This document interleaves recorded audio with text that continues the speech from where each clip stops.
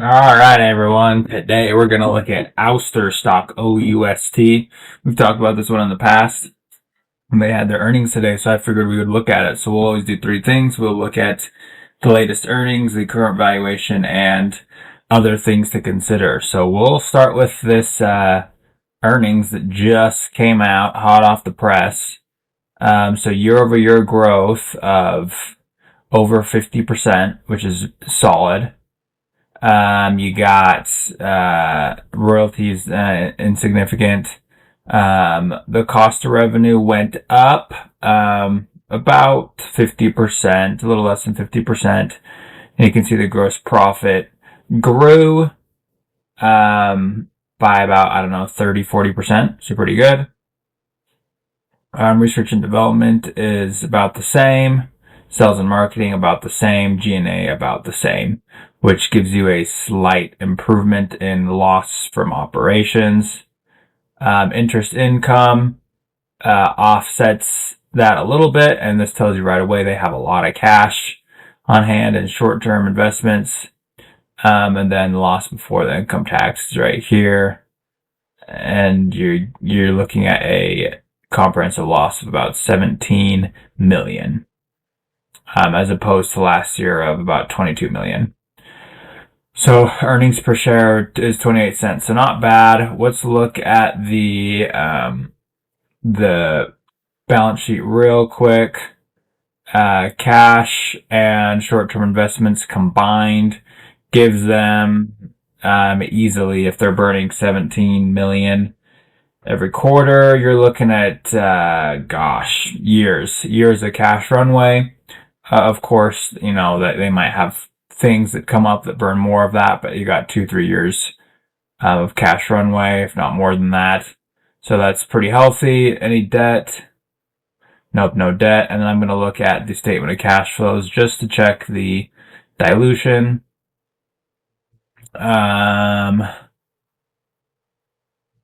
Let's see.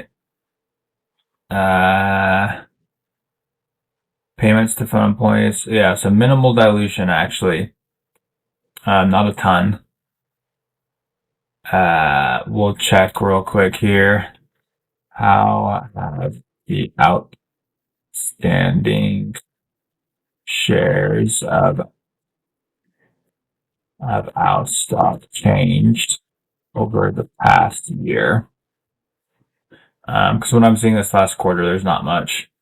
All right. So it's gone from about 50 million to 60 million over the past couple years, which is notable, but that's not terrible. So it's not, yeah, especially for a growing company, that's not terrible. Now I want to see, but here is this. So look at this. This is what I was looking for.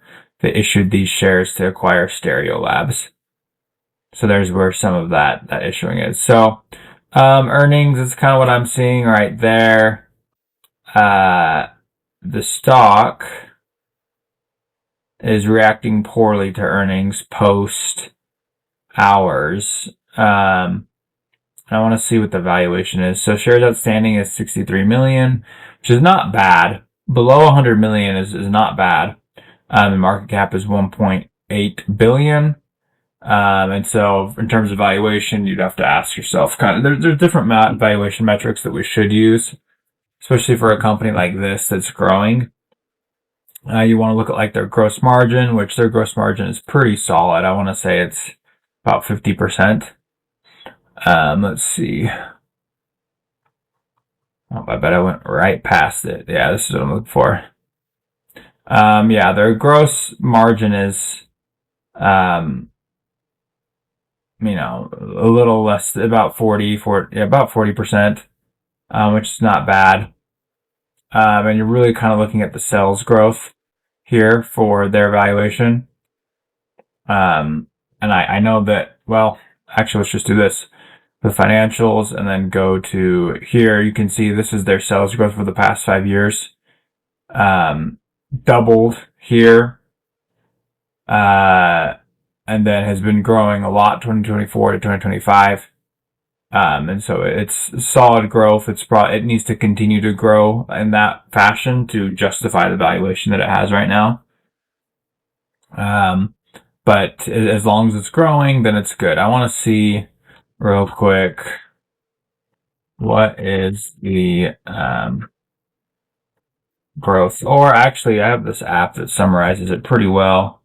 I'm not going to try to put it on the computer, but I use Moo, and I bet that it will summarize the earnings here pretty easily for me. Let me get it. Man, semiconductors are out of control right now. Talked about one of them, A-Lab, a while ago. I talked about Micron too a little bit, about a month or two ago as well. Okay, so let's see. Earnings per share up 33% year over year. Reported revenue up 50% year over year. Here's what I wanted. For the second quarter of 2026, Ouster expects to achieve 50 million to 52 million in total revenue, which includes a full quarter of Stereolabs operations for the company. Bearish.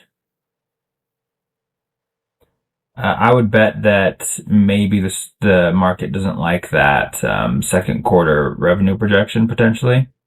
Stereolabs, it could be that.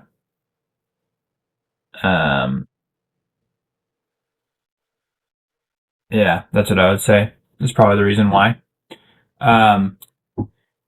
For those that don't know, since we have covered this before, this is like a lidar robotics type company for smart cities. Like things like traffic lights and stuff like that. That's where most of their clientele is, and it's split out amongst a lot of different customers. So I think this stock is really interesting, and I think that it's definitely worth watching as it grows, as it continues to grow. The growth projection for House over the next couple years. Okay. So it's expecting to have 170 million. Yeah, so high growth because of this 33% CAGR. So yeah, you're really buying the growth story on this. So really what you're looking at is just making sure they're not burning cash too quickly, which they're not. And then, are they still growing? So this is an interesting one. I heard about this one a while ago, so let me know what you guys think if you follow it, or kind of what you got out of the earnings in terms of that. I want to check another thing real quick. I want to see. I just want to ask real quick: are insiders buying the stock? Okay, so no, mostly sells. And this is probably from stock compensation, so nothing really to add there. So interesting stock. Let me know what you guys think, and I will see you guys in the